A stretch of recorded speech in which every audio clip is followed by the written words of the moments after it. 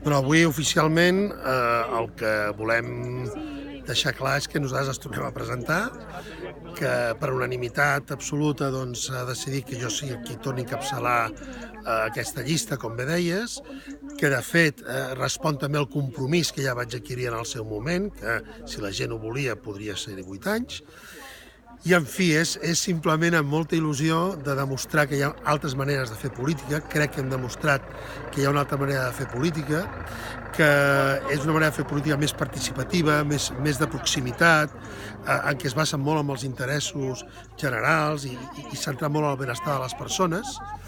I una miqueta haureu vist que tenim la sort de que hem ampliat, no? O sigui, hi ha també una certa mobilitat de la llista que hem d'acabar de confeccionar, però hi ha, com sempre, ens diem plurals perquè hi ha gent de tot arreu, de diferents procedències en quant a coneixements, en quant a feina, de diferents edats, i això ens enriqueix molt.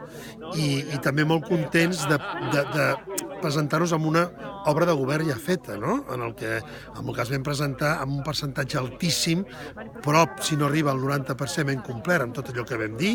Encara ens falta feina per fer, encara ens falta feina per fer, més la feina que havien de fer i d'arreglar, tot això, i que ara tenim moltes ganes de continuar fent encara més coses, sobretot per nosaltres molt important els valors de responsabilitat, dedicació, compromís, transparència, sostenibilitat. Tot això per nosaltres era molt important, és molt important. I per altra banda, el fet que en aquests propers 4 anys l'eix vertebrador ha de ser l'educació, el creixement sostenible i responsable, el fet de polítiques d'habitatge, de mobilitat, que es treballi pels col·lectius que tenen grans potencialitats com els joves, la gent gran, les dones, la mainada, que per això també som ciutat educadora i el Consell dels Infants, i focalitzant molt la mirada amb el tema de la cohesió i el reconeixement de tot el territori, de la seva gent, i posant molt l'accent amb la mirada a la terra, no? És a dir, a la pagesia, als serveis, a la indústria, al turisme, ben entès. Per tant, ens tornem a presentar amb molta il·lusió i amb moltes ganes de seguir treballant com hem treballat fins ara. La llista definitiva de la candidatura, quan la podrem conèixer? És que l'estem treballant, la tenim bastant, diguéssim, enfocada. El que passa que, com que es va sumant gent, i som gent que treballem molt per comissions, i som gent que treballem molt en equip, és una llista que es pot que imagina que jo et dic que el 3 serà tal, i tal vegada aquest 3 és el 2 i el 2 és el 4, no? Doncs preferim, quan s'acabi d'ajustar del tot, comentar-ho concretament. Després, de cara a la pròxima legislatura, si suposem que torneu a guanyar la batllia, hi ha un tema pendent aquí a la Vall i a la Garrotxa, que és el de la variant. Sí. Sembla que darrerament hi ha hagut algun avenç en aquest sentit.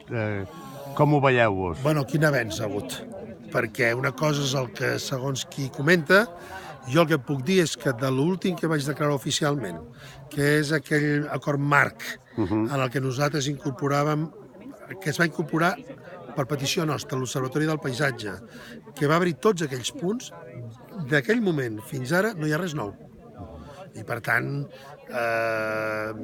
clar, és un tema evidentment que ens preocupa, que hi som molt, molt, molt atents, que influïm molt perquè les coses es facin segons el nostre criteri com cal i no destroci el territori. I aleshores, clar, una cosa és parlar de la zona d'Olot. Jo no he parlat mai, per respecte, perquè és Olot, però estava clar que tot era un traçat i, per tant, no hi ha cap novetat, de moment. Moltes gràcies, Lluís.